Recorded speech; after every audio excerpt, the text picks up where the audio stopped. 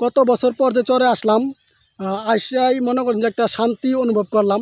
মানে বলা হতে পারে যে 6 বছর বা 7 বছর পরে চরে আসলাম এরকম। দেখেন অবস্থাটা। আর জুতা পরে আছি, কিন্তু জুতা পরে হাঁটতে একটুকু নাও ভালো লাগছে না। যদি খালি পায়ে আবার হাঁটতে পারতাম অনেক ভালো লাগতো আর কি।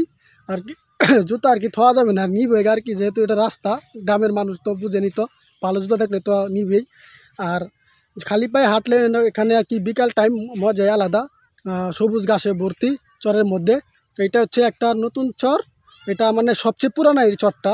যে চরটা জাগে আর কি নদীর উর্বর মাটি দিয়ে আর কি ভাঙনের ফলে যে চরটা জাগে, এটা সবচেয়ে উর্বর মানে চরটা যেখানে আমরা হাঁটতাছি। এই যে আমার পিছনে দেখেন, এখানে চাষাবাদ করছে। আর আমার পিছনে যেটা আছে এটা হচ্ছে আরেকটা চর।